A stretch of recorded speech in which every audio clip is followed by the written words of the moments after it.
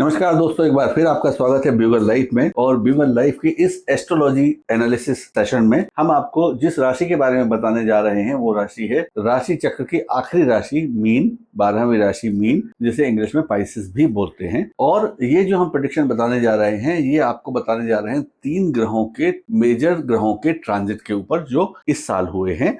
और इन 3 ग्रहों में से जो पहला ग्रह है वो ट्रांजिट हुआ था वो शनि थे। शनि 29 मार्च को, 29 मार्च को अपनी कुंभ राशि से मीन राशि में, 12वीं राशि में शिफ्ट हुए, राइट।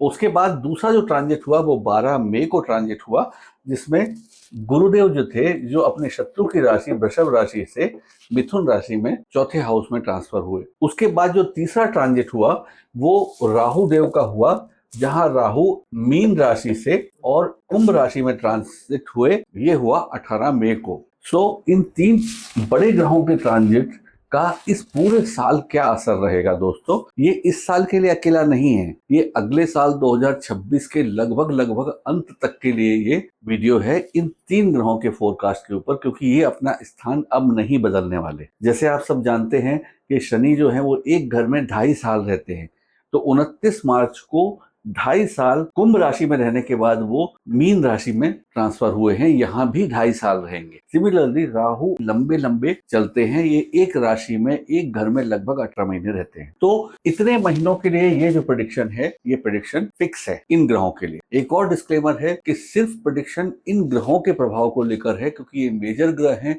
और कलयुग में यही सबसे इंपॉर्टेंट ग्रह हैं। शनि और राहु, इनको तो कलयुग का बहुत पावरफुल ग्रह माना जाता है। कलयुग का तो राजा ही बोलते हैं राहु को, और शनि को न्यायदाता बोलते हैं कलयुग का। और गुरु जो है ये तो विस्तार वाले ग्रह हैं, बहुत लंबा इनका स्टे भी रहता है और बहुत बड़ा व्यापक प्रभाव रहता है कुंडली में। तो लगभग हम ये मान सकते हैं इस डिस्क्लेमर के साथ कि अभी 5 ग्रह छूट गए हैं, शुक्र, मंगल, सूर्य, बुध और केतु, जिनका हमने अभी इसमें नहीं लिया हुआ है, लेकिन फिर भी मोर एंड लेस आपको इस टाइप के रिजल्ट्स मिलने वाले हैं जो हम आपको बताने वाले हैं इन 3 ग्रहों के परिणामों पे। तो हम देखते हैं दोस्तों कि मीन राशि पर क्या प्रभाव पड़ेगा। तो मीन राशि पर शनि देव जो हैं वो अपने 7.5 की पीक पर बैठ गए हैं जाके। मीन राशि वाले जितने जातक हैं इनको पिछले 2.5 साल पहले 7.5 लगी थी, और वो 7.5 का प्रारंभिक 2.5 साल था, और ये जो पीक वाला 2.5 साल है ये अब आया है। ये 2.5 साल शनि की 7.5 से दोस्तों लोग डरते हैं, लेकिन डरने की कोई जरूरत नहीं होती है, क्योंकि शनि के पास एक ही कारण होता है कि शनि न्याय के अधिकारी हैं, दंडाधिकारी हैं, उनके पास न्याय का विभाग है। तो ऐसे लोग जिन्होंने जीवन में बहुत अच्छे कर्म या शुभ कर्म नहीं किए होते हैं, उन्हें तो थोड़ा डरना चाहिए, क्योंकि वो समय होता है 7.5 का जब शनि देव उनके साथ न्याय कर सकते हैं। ये कोई गारंटी नहीं है, क्योंकि लाइफ में एक व्यक्ति के, एवरेज व्यक्ति के जीवन में ज्यादा से ज्यादा 3 7.5 वो झेल सकता है, क्योंकि शनि अपनी एक राशि चक्र, जो 12 राशि का चक्र है, वो पूरा का पूरा एक चक्र पूर्ण करने में उनको 30 वर्ष लगते हैं। 12 राशियां, एक राशि पर 2.5 साल, 30 साल लगते हैं। अगर एवरेज किसी की आयु हम 90 साल 100 साल भी माने तो वो मैक्सिमम उसको 3 7.5 आती हैं। तो कौन से 7.5 में शनि भगवान किस न्याय की क्या व्यवस्था करेंगे ये क्लियर नहीं होता है, लेकिन चार्ट में हम बहुत सारे ग्रहों की, बाकी ग्रहों की स्थिति देख के, नक्षत्रों की स्थिति देख के बहुत सारा कुछ अंदाजा लगा सकते हैं कि क्या होने वाला है। हाँ, एक बात जरूर है कि शनि जब भी 7.5 में होते हैं या अढ़ैया में होते हैं, उस समय शनि देव अपने जातक से बहुत मेहनत करवाते हैं, धूम मेहनत करवाते हैं। और अगर जातक मेहनत करने से पीछे नहीं हटता है तो शनि के शुभ परिणाम भी आते हैं, 7.5 में ही आते हैं, और बहुत अच्छे आते हैं। और कई बार तो बहुत ही ज्यादा सफलता देते हैं शनि अपनी 7.5 और अढ़ैया के टाइम पे, अगर व्यक्ति बहुत मेहनत करता है तो। बाकी ग्रहों की पोजीशन भी हमें देखना इंपॉर्टेंट होती है। तो दोस्तों यहाँ पर शनि की प्रेजेंस है, चंद्र के साथ है, 12वीं राशि है जो कि गुरु की राशि है। गुरु भी केंद्र में ही बैठे हुए हैं, चतुर्थ भाव में बैठे हुए हैं। तो शनि के प्रभाव, गुरु के प्रभाव के कारण शनि ऐसा तो नहीं कह सकते हैं कि बहुत खराब परिणाम देंगे, लेकिन चंद्र के साथ अगर शनि की युति होती है तो ये एक विष दोष का निर्माण करता है। मैं आपको ये क्यों बता रहा हूं दोस्तों, इसका मतलब ये नहीं है कि आपके साथ कुछ खराब होने वाला है, लेकिन हम ये देखना चाहते हैं कि विष दोष बना कहां पर है। विष दोष लग्न में बना है, यानी विष दोष का जो प्रभाव पड़ेगा वो किस चीज के ऊपर ज्यादा पड़ेगा, आपके व्यक्तित्व के ऊपर, आपकी पर्सनैलिटी के ऊपर।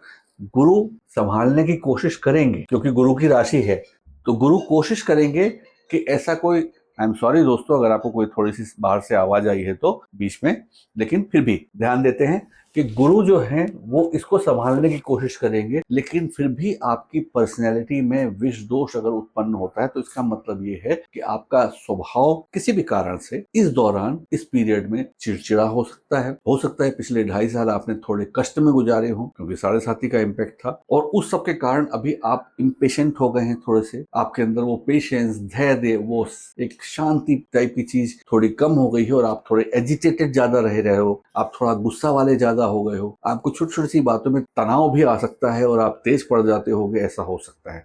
तो दोस्तों इसको, इस तरह के दोषों को दूर करने के लिए हम इस वीडियो के अंत में आपको उपाय बताने वाले हैं, तो इस वीडियो को में अंत तक बने रहिए। अपनी तरफ से ज्योतिष विज्ञान जो है वो एक दिशा दर्शक शास्त्र है, तो इसका मतलब अगर आपके मन में, आपके व्यक्तित्व में इस टाइप का तेज, क्रोध, एंगर, डिप्रेशन, कोई भी नेगेटिव वैल्यूज ज्यादा आ रही हो तो सतर्क रहिए और कोशिश करिए कि वैसा ना करें, वैसा ना होने दें, क्योंकि वो ग्रहों के प्रभाव के कारण ही हो रहा है। इसके अलावा दोस्तों अगर हम देखें तो 2nd हाउस में मंगल की राशि विराजमान है और 8th हाउस में जो सामने है वो शुक्र की राशि विराजमान है। तो जब हम 2nd हाउस में कभी मंगल को देखते हैं तो इस कुंडली में मंगल की पोजीशन देखना इंपॉर्टेंट है, उससे ये पता पड़ेगा। मंगल भूमि, जायदाद, इनके स्वामित्व वाले ग्रह होते हैं, और अगर लग्न के पॉइंट ऑफ व्यू से देखें, हम राशि के पॉइंट ऑफ व्यू से देखें, क्योंकि यहाँ राशि भी हमारी मीन ही है और लग्न आपकी अलग हो सकती है, लेकिन इस पर्टिकुलर कुंडली में अगर हम देखें तो चूंकि केंद्र के प्रथम भाव में गुरु की राशि है, तो इसलिए गुरु के जो साथ वाले मित्र ग्रह हैं, जैसे गुरु के ग्रह मित्र ग्रह में मंगल भी होते हैं और सूर्य भी होते हैं,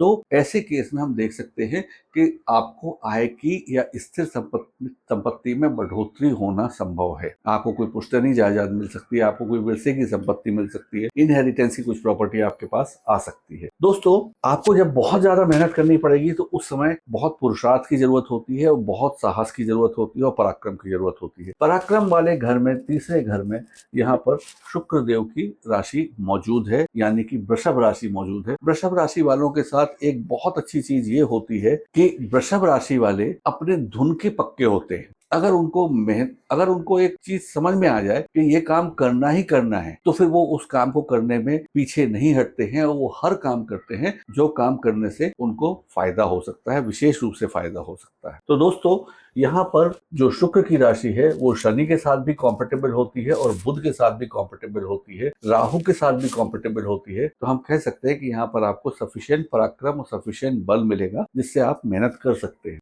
तीसरा जो चौथा घर है कुंडली का दोस्तों, ये रिप्रेजेंट करता है आपके पारिवारिक माहौल को, पारिवारिक सुख को, भूमि, भवन, जायदाद, माता का सुख, इन सब सुखों को 4th भाव जो है वो डिपेक्ट करता है। और यहाँ पर गुरु की प्रेजेंस है दोस्तों। गुरु के साथ एक छोटा सा पॉइंट है और शनि के साथ भी पॉइंट है, अगर आप चाहें तो इसको समझें कि गुरु जहां बैठते हैं, गुरु शुभ ग्रह हैं, अशुभ तो कहीं भी नहीं करते, लेकिन जो गुरु जहां बैठते हैं वहां उतना ज्यादा शुभ नहीं करते, लेकिन इनकी दृष्टि में अमृत होता है। ये जहां देखते हैं वहां पर बहुत ज्यादा शुभ करते हैं।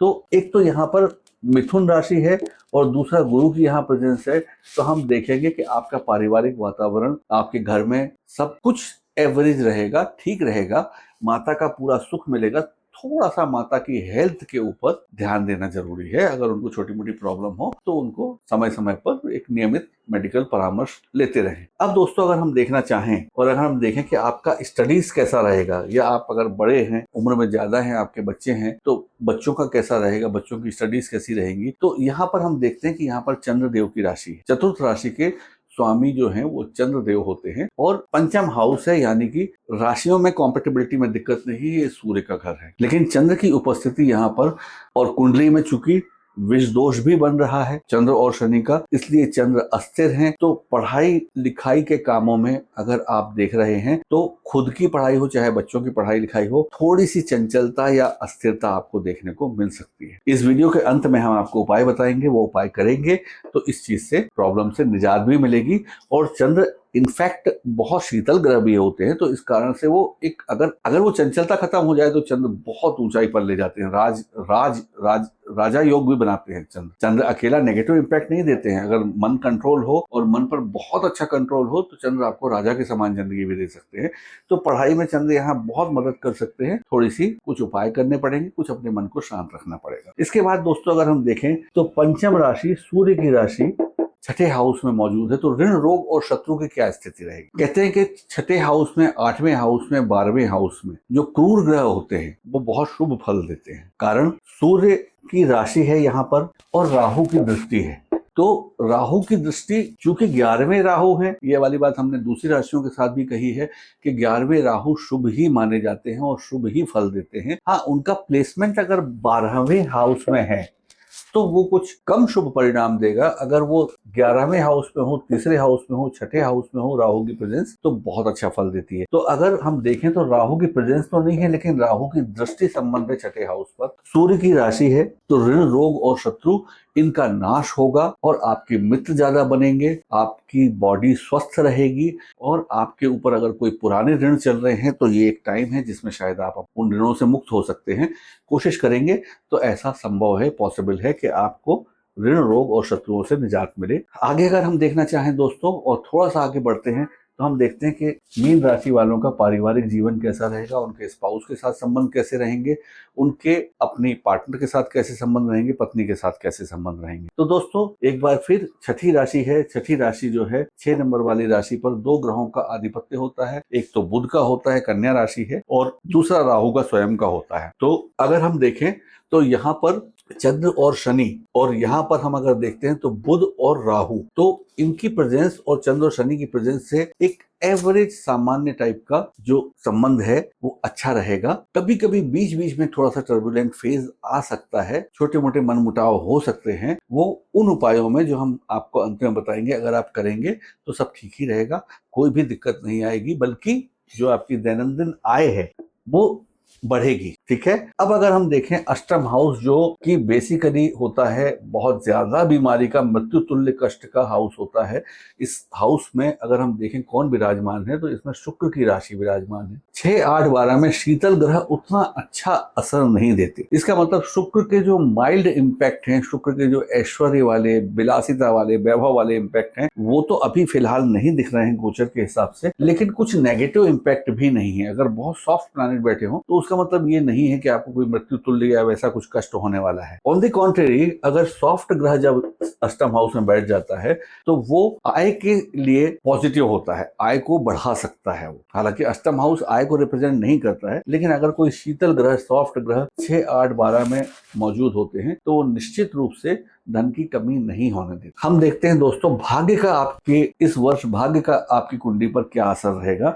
तो भाग्येश जो है वो मंगल बन रहे हैं। भाग्येश मतलब भाग्य भाव के स्वामी। 8वां अंक पड़ा हुआ है, 8वीं राशि होती है वृश्चिक, वृश्चिक राशि के स्वामी होते हैं मंगल। तो मंगल भाग्य के लिए कैसा रोल प्ले करेंगे। तो देखो दोस्तों, अगर राशि जो है वो गुरु की राशि है तो गुरु, मंगल, सूर्य ये आपस में मित्र होते हैं। तो निश्चित रूप से ऐसे जातक को जिसके 2-3 मित्र ऑलरेडी हैं, केंद्र में बैठे हुए हैं, गुरु भी बैठा है केंद्र में, सूर्य की पोजीशन अभी हम नहीं स्टडी कर रहे हैं, चंद्र भी केंद्र में बैठे हुए हैं और मंगल की राशि भाग्य स्थान पर है, तो निश्चित रूप से इस समय आपको भाग्य का सहयोग मिलेगा। और अगर आप शनि की रिक्वायरमेंट भी पूरी करते हैं, यानी कि बहुत मेहनत करते हैं, तो वो भाग्य का जो सपोर्ट है वो आपको कहीं का कहीं बहुत उन्नति की तरफ भी ले जा सकता है। अभी तक के पूरी रीडिंग में दोस्तों सिर्फ 2 चीजें ऐसी हैं जो थोड़ी नेगेटिव टाइप की निकली हैं। वो एक ये है कि आपकी पर्सनैलिटी में विषदोष बन रहा है, और दूसरा आपके स्पाउस के साथ रिलेशंस में थोड़ी सी मनमुटाव की स्थितियां बन रही हैं, तो उनको थोड़ा सा हमें कंट्रोल करके रखना पड़ेगा। हम कैरियर के भाव में जाते हैं, जो दशम हाउस है। दशम हाउस में एक बार फिर गुरु की दृष्टि है। गुरु कैरियर को अपनी ही 7वीं दृष्टि से अपनी ही राशि को देख रहे हैं। इससे अच्छा कैरियर के लिए कुछ नहीं हो सकता। इसका मतलब है कि गुरु आपके कैरियर को विस्तार दे सकते हैं, आपका प्रमोशन हो सकता है, आप एक नहीं आप 2-3 सीढ़ी भी एक साथ ऊपर चढ़ सकते हैं। तो कैरियर के लिए ये जो ट्रांजिट है ये बहुत पॉजिटिव ट्रांजिट है। हालांकि कोई भी चीज को कंफर्म करने के लिए आपकी पूरी हॉरोस्कोप रिक्वायर्ड है, और अगर आप हमसे अपनी इंडिविजुअल हॉरोस्कोप की एनालिसिस करवाना चाहें तो हमारे व्हाट्सएप नंबर और ईमेल आईडी वगैरह डिस्क्रिप्शन बॉक्स में दिए हुए हैं, तो वहां से आप हमें कांटेक्ट कर सकते हैं। अगर हम देखते हैं आय का एक और भाव, लाभ का भाव, जो 11वां भाव होता है वहां शनि की राशि होती है और शनि का ही नंबर वहां पर राशि पड़ी हुई है। 11वीं राशि शनि की प्रिय राशि होती है और 10वां नंबर पड़ा है ये भी शनि। शनि दो राशियों के मालिक होते हैं, 10वीं की और 11वीं की, यानी कि मकर के और कुंभ के। तो आय का यहाँ भी अच्छा स्रोत बनता हुआ नजर आ रहा है। आपको एक से ज्यादा सोर्सेज से इनकम हो सकती है, लेकिन फिर वही कारण आया कि शनि, शनि मतलब मेहनत। तो आपको कमर कस लेनी है दोस्तों इस साल के लिए कि इस साल जितनी मेहनत मैं कर सकता हूं उससे ज्यादा करो और फिर देखो कि आपको क्या शुभ परिणाम मिलते हो, क्या अच्छे रिजल्ट मिलते हैं। राहु की प्रेजेंस 12th हाउस में 11th राशि में आपको विदेशों से फायदा दिला सकती है। आपका अगर काम एक्सपोर्ट इंपोर्ट का है, आप कुछ चीजें एक्सपोर्ट करते हैं विदेशों में, या आपकी कुछ क्लाइंट्स हैं जो विदेशों में हैं, तो वो आपको बहुत ज्यादा फायदा दिला सकते हैं। हाँ, एक चीज से आपको थोड़ा सावधान रहना पड़ेगा कि राहु है, राहु अप्रत्याशित कुछ भी करते हैं तो अप्रत्याशित रूप से राहु कहीं व्यय की वृद्धि भी कर सकते हैं, खर्च की वृद्धि भी कर सकते हैं। दोस्तों, ये पूरा एनालिसिस कुंडली का मीन राशि वालों का हुआ। अब अगर हम देखें तो दृष्टि संबंध से एक बार देख लेते हैं, फिर से 45 कर लेते हैं। शनि की तीसरी दृष्टि पड़ती है पराक्रम हाउस पे, जहां शुक्र की राशि है, पराक्रम बढ़ेगा। शनि की 7वीं दृष्टि पड़ती है पत्नी हाउस पर, जो हम बात कर चुके हैं कि वहां पर थोड़ा सा मनमुटाव की स्थिति बन सकती है। और शनि की 10वीं दृष्टि पड़ रही है कैरियर हाउस में, जो फिर वंस अगेन काल पुरुष की कुंडली में 10वां घर शनि का ही घर होता है। तो हमने बात किया कि कैरियर में फोर्टिफिकेशन हो जाएगा, कैरियर बढ़ सकता है, बहुत अच्छा आगे बढ़ सकता है। अगर हम देखें राहु की दृष्टि की, तो राहु की 1 2 3 4 5वीं दृष्टि 4th हाउस में पड़ रही है गुरु वाले में। हम ये वाली चीज पिछले वाले राशि वालों के साथ ही एक्सप्लेन कर चुके हैं कि इस पर्टिकुलर गोचर में जो 1-1.5 साल के लिए है, अभी मान के चलते हैं 1.5 साल का, इसमें राहु गुरु को देख रहे हैं पंचम दृष्टि से और गुरु राहु को देख रहे हैं नवम दृष्टि से। तो ऐसे केस में होगा क्या कि गुरु के परिणामों में राहु की दृष्टि थोड़ा सा कमजोरी लाएगी, लेकिन राहु के परिणामों में गुरु की दृष्टि बहुत ज्यादा तेजी लाएगी। यानी आपकी विदेशों से बहुत ज्यादा फायदा हो सकता है, विदेश यात्राएं हो सकती है, खर्च भी ज्यादा हो सकता है। और यहाँ पर अगर हम पारिवारिक सुख की बात करें तो माता की हेल्थ के बारे में थोड़ा सा ज्यादा ख्याल रखना पड़ेगा, क्योंकि राहु की दृष्टि है। गुरु की दृष्टि की अगर हम बात करें तो 1 2 3 4 5 गुरु की 5वीं दृष्टि पड़ेगी अष्टम हाउस पर। तो जो हम थोड़ा सा हेल्थ के बारे में बात करते थे उसमें भी सपोर्ट रहेगा, क्योंकि गुरु की दृष्टियां शुभ होती हैं। फिर अगर हम 7वीं दृष्टि देखें तो कैरियर हाउस में गुरु की फिर से पड़ती है, तो गुरु अच्छा ही देने वाले हैं। और फिर अगर हम गुरु की 9वीं दृष्टि देखें तो राहु प्रॉपर्टी है, जिसका हमने अब भी आपको परिणाम बताया कि वो बहुत शुभ होगा, अच्छा होगा। दोस्तों, अब हम बताते हैं छोटे छोटे से उपायों के बारे में। अगर शनि देव का उपाय करेंगे, गुरुदेव का उपाय करेंगे और राहु देव का उपाय करेंगे, तो शनि देव के उपाय के लिए आपको शनिवार के दिन शनि मंदिर जाना है। शनि मंदिर पे भगवान शनि की मूर्ति के ऊपर, या जो पत्थर की मूर्ति रहती है उनकी पत्थर भी रहता है, शनि सिंगनापुर में तो सिर्फ एक पत्थर ही है, तो वहां पर आपको तिल का या सरसों का तेल, उसमें खड़ी उड़द और थोड़ी सी तिल, ये मिलते हैं मंदिर के बाहर, ये सामग्री मिल जाती है। तो वो शनिदेव को अर्पित करें और मंत्र बोलें। कौन से मंत्र हैं? ओम शम शनिश्चराय नमः, ओम शम शनिश्चराय नमः। अगर ये थोड़ा बड़ा लगता है तो ओम शम शनिये नमः, ओम शम शनिये नमः। इस मंत्र की एक माला अगर संभव हो तो मंदिर में ही करें शनिदेव के सामने, अगर नहीं संभव है तो घर पर आकर करें। एक से ज्यादा मालाएं कर सकते होंगे, अगर शनिवार के दिन 10 मालाएं कर सकते होंगे, क्योंकि 10 और 11 शनि का नंबर होता है, तो 10 या 11 मालाएं करेंगे तो बहुत ज्यादा शुभ होगा। इसी शनिवार के दिन दोस्तों, राहु के लिए काले रंग के कुत्ते को अगर हम तंदूरी रोटी और उसमें बटर लगाएं और वो रोटी काले रंग के कुत्ते को खिलाएं तो राहु देव बहुत प्रसन्न होते हैं। जहाँ शनिदेव का मंदिर होता है, हर जगह तो नहीं, लेकिन वहां पर भैरव भगवान की भी उपस्थिति होती है, तो अगर भैरव भगवान को भी हम उनसे आशीर्वाद प्राप्त करें मंदिर में तो राहु देव प्रसन्न होते हैं। एक राहु के लिए एक और है शनिवार को, ओम रांग राहवे नमः, ओम रांग राहवे नमः। रा न भी नहीं है, रा म भी नहीं है, रांग ग भी नहीं है, मतलब ना भी नहीं है, माँ भी नहीं है, गा भी नहीं। ओम रांग राहवे नमः, ओम रांग राहवे नमः। इसकी एक पूरी माला करें। फिर वही बात है, अगर आपको ज्यादा फायदा चाहिए तो कम से कम 10-11 मालाएं कर लें। एक माला करने में 2 मिनट 3 मिनट लगते हैं,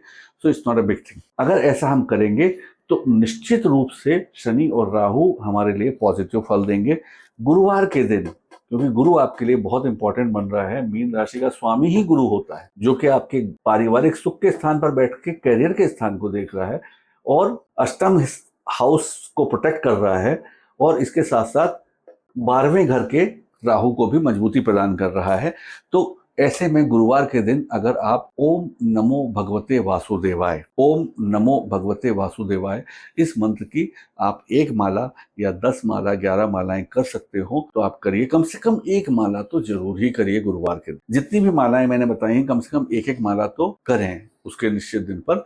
आपको निस्संदेह रूप से बहुत ज्यादा फायदा होगा।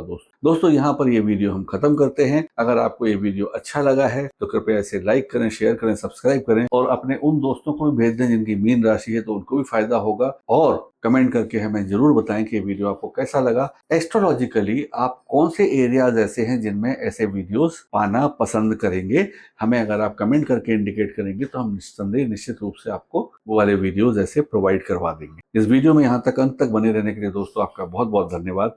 Thank you very much.